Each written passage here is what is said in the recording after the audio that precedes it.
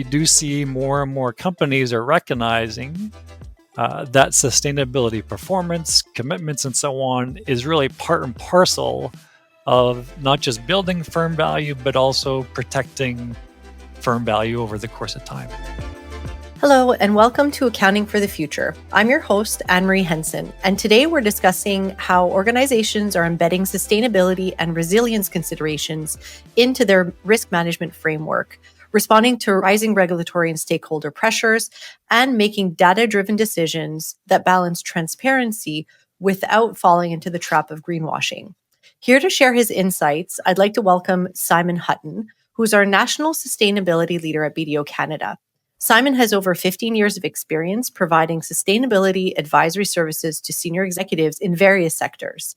His sustainability experience extends over growth strategy analysis, business planning, modeling competitive differentiators, and corporate communications. Simon, we're really thrilled to have you on the podcast today.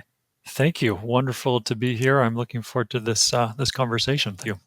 That's great. And I know you and I have had many discussions about a lot of the new regulation that we've seen over the past couple of years regarding sustainability, ESG, and the needs for sort of Canadian companies to report on certain things that they haven't in the past. So I'm really looking forward to hearing about what's changed and what you see coming in the future so that companies can adapt properly. So let's start with that. Actually, there have been, it seems, a lot of changes that we've seen happening in the sustainability landscape, even just in this past year, not just for Canadian companies, but I would say across North America. We've seen a bit of a reassessment of what their previous strategies were and what policies are in place and perhaps should be modified, changed, or removed altogether. With this ever-changing landscape of expectations and regulations, how are Canadian companies adapting to that? And what would you say is really different this year that you haven't seen before? Yeah, great question, Anne-Marie. Thank you. It's interesting to reflect at this point a little bit, right, in terms of what has happened in past years. And it was only 5 years ago that the CEOs of Canada's largest pension funds came out and in a joint letter stated publicly to the investment community that they wanted to see consistent sustainability reporting in the business community. They did this because they know matters of sustainability can impact cash flows, right? They can impact cash flow quality. It can impact cash flow quantity, the two things that comprise valuation. And that's because managing sustainability can generally better the management of things like risk, things like capital, things like growth, and things like talent, and all these things very much impact the quality and quantity of cash flows. So that was only 5 years ago. I'd say since then, sustainability has evolved from being simply a reporting exercise to more being a core integral part of building business resilience. We see big buyers in the supply chain, we see investors, we see new regulations these days that are very much driving a higher demand for credible sustainability data. And so those demands from big buyers, from investors, from new regulations, some of which we'll speak about today, those things have very much reshaped the expectations and the extent to which they applied to the broader business community in Canada. And so as a result, we do see more and more companies are recognizing that sustainability performance, commitments, and so on is really part and parcel of not just building firm value, but also protecting firm value over the course of time. Well, thanks for that. I think it's a really great summary of what we've seen happen and change over the past few years. I like what you're saying in terms of it, matters of sustainability sort of becoming more and more integral to your day-to-day operations and what your strategy is and how it fits into it, rather than having it be sort of a separate element of a business strategy that you have to think of. Well, based on these, conversations and the work and advisory you've provided to various companies, what would you say is top of mind today for Canadian business leaders when it comes to getting sustainability right? So I'd say the critical issue at the moment that we're hearing from Canadian businesses really across the board relates to supply chain and supply chain risk management. One, two, greenwashing is very much topical at the moment because of amendments to Bill C-59, and also in a lot of cases credible reporting. And the tariffs that we all know about and new regulations are very much at the center of this. I'd say supply chain regulations and tariffs very much these days are, for a lot of companies, especially in the mid market, unearthing risks for the first time and creating new reasons to start to think about how we can invest in supply chain resilience and also how we can invest in supply chain mapping. And historically, most Canadian companies haven't necessarily had a full picture of what their supply chain looks like, meaning they haven't necessarily known where their suppliers operate, where exposure resides, where concentration risks reside, or what other risks might be hiding behind the scenes. That is changing quickly as a result of a couple of things: new reporting requirements like Canada's Modern Slavery Act, as well as the tariffs that have come to light over recent months. These things are very much forcing the hand of Canadian companies to get better at mapping their supply chains at a level of detail. And that really is uncovering a set of risks that weren't previously known. Those might range from forced labor exposure, also to unexpected tariff impacts that can directly impact profitability and the bottom line. So supply chain is a big deal at the moment. It is central to thousands of Canadian businesses that are very much impacted to supply chain risks. At the same time, though, amendments to Bill C-59 and the anti-greenwashing regulation, this is forcing companies to increasingly pay attention, to increasingly scrutinize the claims they may have made on sustainability. And also, I'd say at the same time, for larger organizations, boards and investors are more and more demanding credible data on sustainability, and in a lot of cases are requiring that said data be auditable. Okay, and so this is also something that's new. So I've said a lot just now, but the three major things that I have highlighted, just to recap: supply chain risk management. Okay, this is increasingly a big deal. This is not going to go away. That trend is one directional. New greenwashing rules with Bill C-59, and also for many credible reporting. And as you know, Anne-Marie, in a lot of cases, missing the mark or ignoring some of these things can be an expensive exercise. And so in speaking to clients on these matters, we really want to encourage folks to just start taking incremental action and start taking practical steps. You don't have to do everything at once. That's not necessary, but you do want to start, and building incremental successes. This is so important. What I find really interesting about what you just said, I'll pick off on the first of your sort of three items or Yeah. sort of reasons why companies are looking much more closely at sustainability today, about sort of the general supply chain management and how integral sustainability is to that.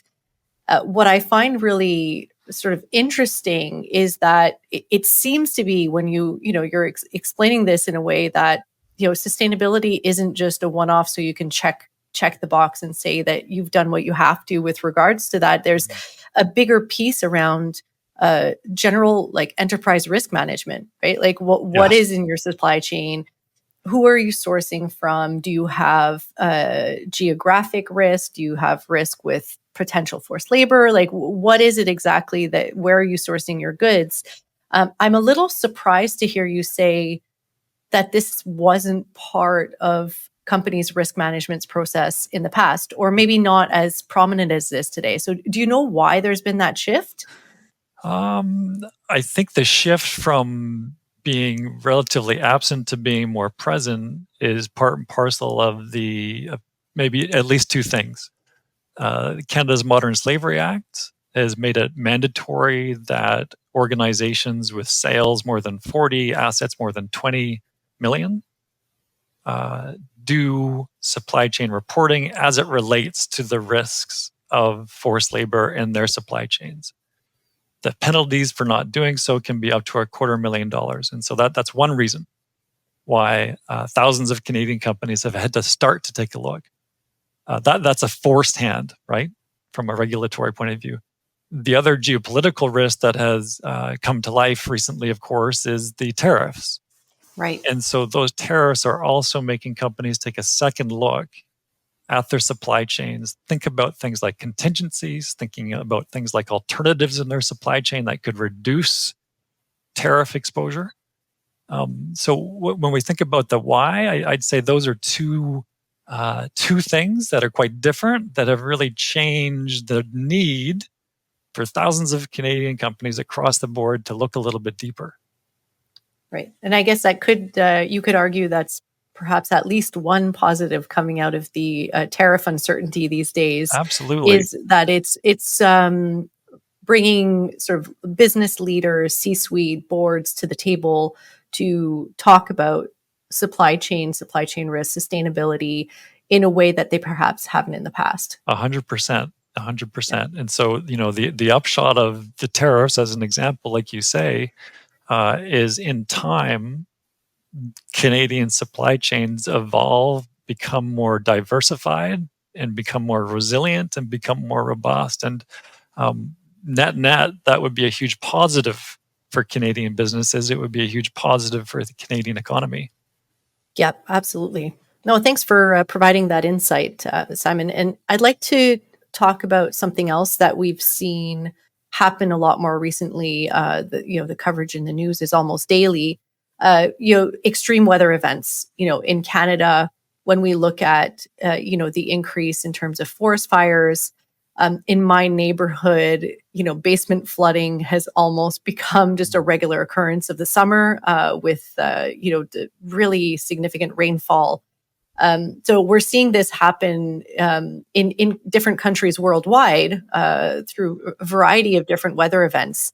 So how are companies sort of protecting themselves or trying to protect themselves from that supply chain risk, specifically when you look at these types of extreme weather events? Yes. This is a very important question, especially as we look to the future and we think about things like how do we build more resilience in the Canadian economy.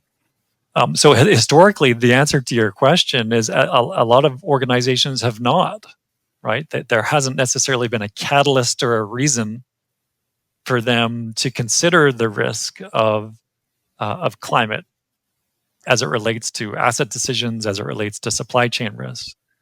And of course, that's changing now for the reasons that you have highlighted, Anne-Marie. And at the same time, the data as of June 2024 suggests that less than half of Canadian mid-sized businesses have a clear understanding of their supply chain map. Okay, and so for reasons we are discussing, that's not necessarily ideal. Because in many senses, supply chain is now your biggest risk, call it a sustainability risk or not. And so this is something that must be integrated into things like enterprise risk management. At the same time, this is potentially a really interesting opportunity. And the good news that we see unfolding is that more and more companies are shifting from a place of reacting to disruptions, right, which is something, of course, they have to do, to taking a more proactive approach and building more resilience in their supply chain upfront. And so a lot of folks these days are starting by mapping their most critical suppliers and also, importantly, integrating climate and geographical risk into their procurement decisions. And it's important here that companies also start thinking about contingencies. And I say this because there's a number of companies that have a lot of supply chain risk in the form of concentration risk. Okay, and in many cases there isn't a lot of contingency planning.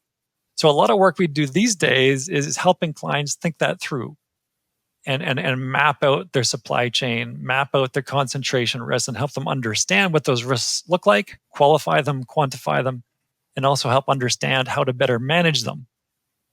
So I think, at the highest level, investing in supply chain today can very much reduce exposure to tomorrow, right? To the risks of tomorrow. And unequivocally, companies that do this well, they will be better positioned than their peers to, over the course of time, build and protect value in their respective companies.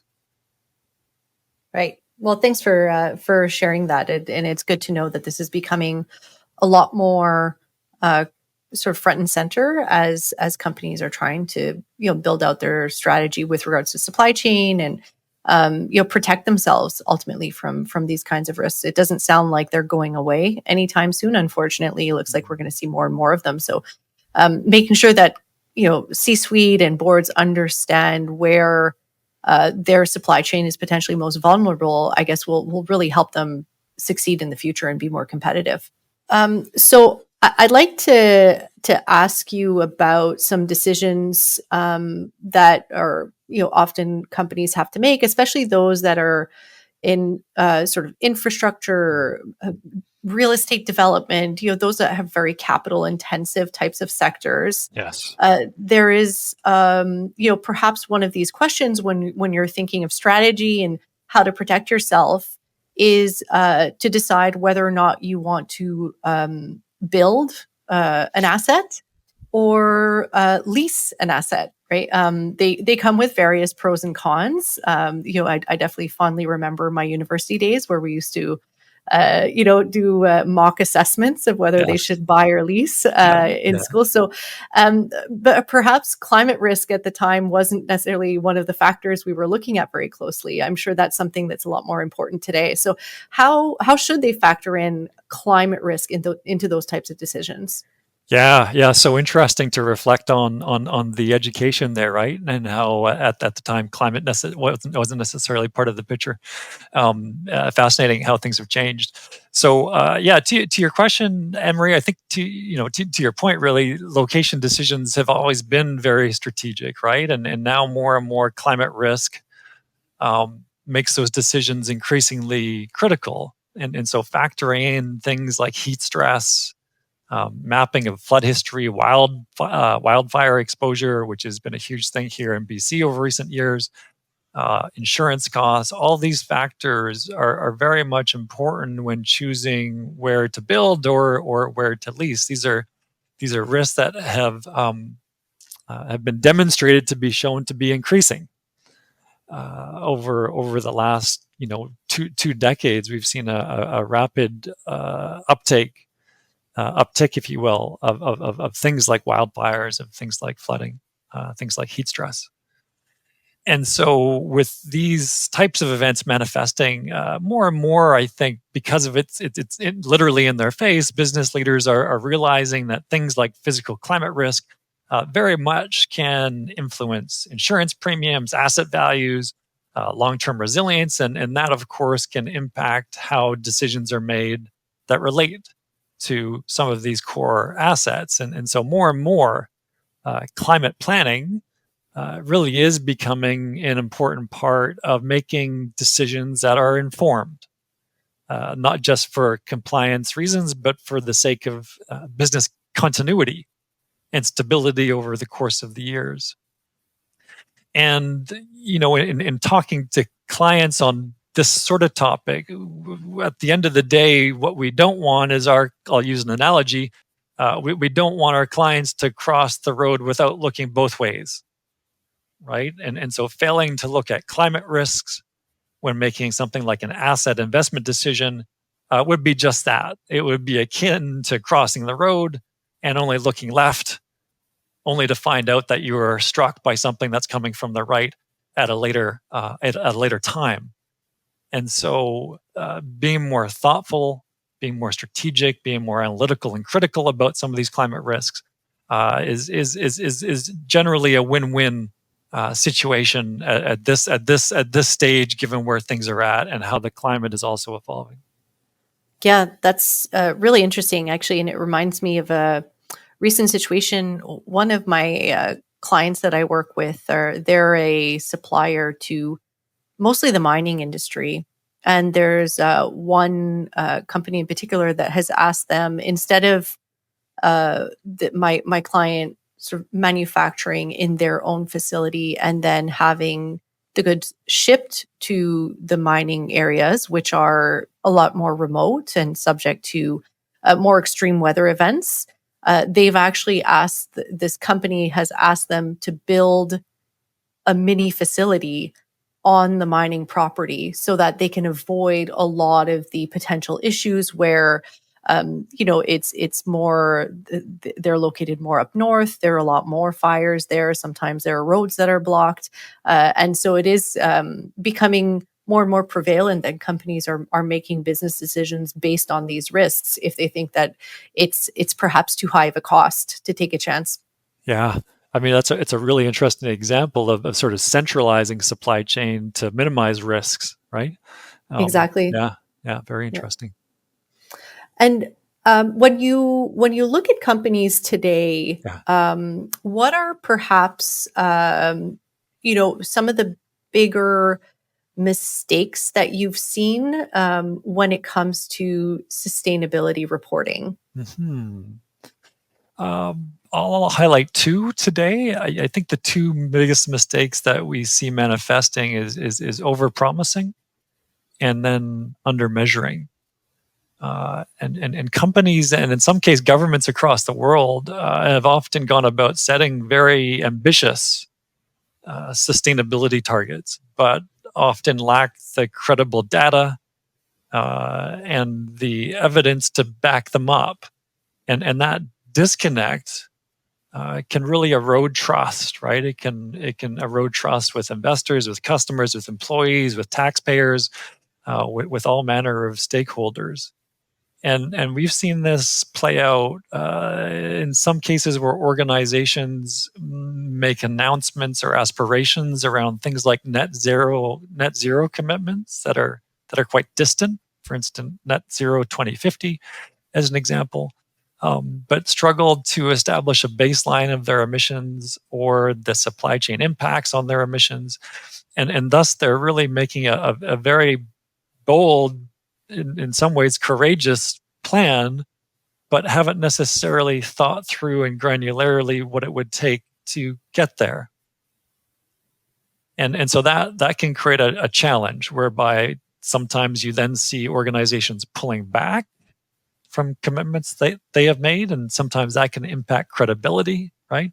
Sometimes that can impact trust, making a big commitment and then pulling it back. And so, if there was a lesson, I'd say start by keeping it relatively simple with what you can measure today and build from there. I often say to clients in talking about things like this, uh, there is a real benefit to starting with one or two things you can confidently do. There is a real risk to identifying 5 wonderful, bold, aspirational goals, but not having the confidence that you can execute on them. And so starting small, starting practical, using that to build momentum and credibility and confidence amongst your stakeholders is really, really important, right? And after you have a couple of wins, you build excitement, you build momentum, you build confidence, and then you are so much better placed to take on the next thing versus the opposite, right? And so our encouragement generally is don't try and do too much too soon. Start with what you can be confident with, make it work, create a win, use that momentum to build more. Well, Simon, I love that. And I think that you could easily apply that to many different aspects of business or even Yes. your own personal life, right? Like Oh, it's 100%. it's Yeah. great to have a stretch goal, and I think it's important that companies uh, get excited about having an ambitious target, Yeah. but within that, there have to be more realistic, measurable, and achievable challenges, right? So that you can start to sort of like chip away at the big rock Yeah. rather than just say, we're going to conquer this in one shot. So I think Yeah. it's really great advice. 100%. And like you say, the exact same thing is true for building a corporate strategy and Yeah. an action plan. The exact same thing is true. And so the carryover absolutely exists in this context. Yeah, absolutely. So, Simon, maybe we can talk about something I think we're seeing more and more recognition of these days about greenwashing and the traps of falling into that. I think sometimes it's not intentional. Companies will set themselves a very lofty, ambitious target, like we just spoke about, and will perhaps feel compelled to report that they're doing well and they're progressing towards that goal. So, understanding that there's a much tighter lens on greenwashing today than there may have been in the past. Like, how can companies talk about what they're doing from a sustainability perspective and report on their progress without falling into that greenwashing trap?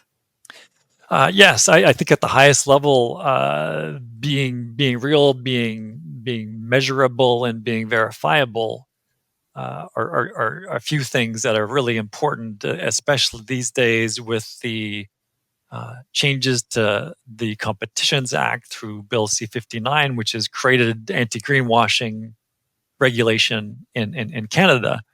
And so with that change, overstating sustainability claims really now is more than a reputational risk. There's a legal risk and there's a potential financial penalty. And so more than ever, being verifiable, being measured, and being real in what you're saying or claiming or stating on any of your communication channels is really really important. And so, as a result of this, naturally, as companies are evolving, they're taking a more measured and careful approach by taking stock of the new regulations and really working to validate the statements that they're making and using credible data to do that and being transparent about where they are on their journey and also where they are not. And in a lot of ways, the strongest reports that we see relating to sustainability, whether it be an ESG report, in financial notes, or on a website, the strongest claims and statements and reports that we see really are the ones that balance ambition with humility and with honesty. And that's really important to note, balancing the ambition with humility and with honesty, and sharing progress, but also being very realistic and forthcoming about acknowledging challenges and where work is still needed. And ultimately, that's where credibility in this space comes from, right? From making measured claims that are backed by data and communicated with integrity and transparency. And I can't really state enough, it's very hard to reverse stains in this context. And what I mean by a stain is if I make a claim that is uncredible and it becomes known in the public domain, even if I make one false claim of 20 and that one gets spotlighted, it completely undermines the other 19. And it also makes it hard for me to reverse what I've done. It will take many, many months or many, many years to build back that credibility that I lost with one misstep. And so it really is a space where being meticulous and thoughtful and careful is increasingly important. Yeah, absolutely. And I'd imagine even more so today with social media. Bad news travels quite fast It on does. platforms today. Indeed. It's Yeah. funny what you're saying reminds me a little bit of a super interesting panel that I attended last year, Uh-huh. and it was geared towards the governance side of sustainability. But there were three executives on the stage in similar industries, but that were at extremely like varied stages on the sustainability sort of journey. One, you could argue, was at the forefront. They'd been talking sustainability for 40 years, right? And really, their whole operating model was built around sort of sustainability, circular economy. There was another executive who was running a company that was maybe in the middle of that journey, and then there was another one who had done very little, but they were all Yeah. really honest and Mm. transparent about what they had done, what they hadn't, and where they were going next. Yeah. And the transparency was really eye opening to see. And again, it's leads to I think trust, right? For trust Yeah. from your board, trust from your stakeholders. Yeah. To be able to say exactly where you're at and what your Yes. plans are if you have some room for improvement, but without sort of exaggerating where you are today.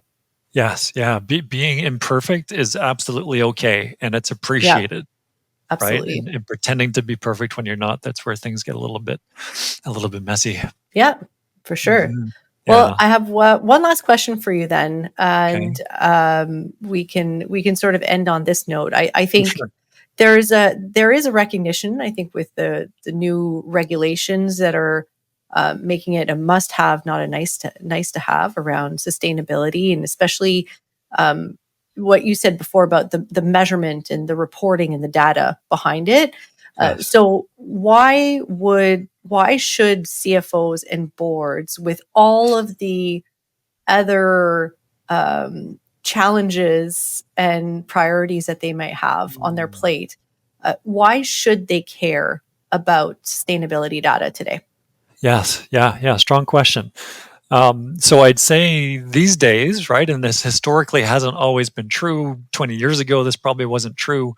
But these days, sustainability is a financial management and valuation issue, and as a result, this is a important thing for the CFOs of the world to take stock of. There was a major study done just 2 years ago, an empirical study that looked at valuations. And this study showed that top performers on matters of ESG and sustainability versus the median performers won a valuation increase of between 4 to 19% higher. So, from a valuation perspective, this is really, really powerful. Even if you take the low range at 4% and then you cut it in half and say it's only 2%, for valuation to be increased by that magnitude by doing better on matters of sustainability is very telling in terms of how the market is rewarding folks that do better on sustainability. There is also a lot of risk on the opposite side of the spectrum. There is a lot of risk to manage these days for CFOs, right? And if we just think about some of the things that we've spoken about today, and some of the potential financial penalties that can manifest in the Canadian context, right? And so when we think about Bill S-211 and the Modern Slavery Act, penalties for getting that wrong are up to $250,000. In the case of the anti-greenwashing regulations and the changes to the Competitions Act, the penalties of getting it wrong there are up to $10 million for the first offense, and then they increase in magnitude. And so these are potentially serious penalties, right? And so there's a lot of reasons for CFOs to take stock of these things and to take stock of the data that's going to help uh, elevate valuation, for instance, but also manage and mitigate the risks that we're all currently facing in the Canadian business community. I'd say over and above those things, we have a ton of evidence now that tells us that major customers are asking for hard numbers, right? They want evidence of doing better. This is showing up in RFPs, it's showing up in due diligence. And so having strong data keeps opportunities moving and really does create more space to differentiate in a very competitive environment. Okay, and so there's a few things at stake here, all of which are important and ought to be top of mind for CFOs across the economy. I think at the end of the day, right, strong sustainability data creates value, it can protect value, and it can build transparency that can inform smarter decision making and create numerous benefits in the business. Again, both from a value creation point of view and also from a value protection point of view, a risk management point of view.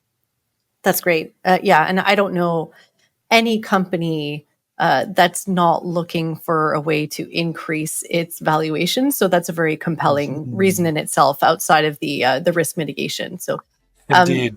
Yeah, thank you so much, Simon. This was a really great discussion, and I'd like to thank you for your valuable time and your perspective today.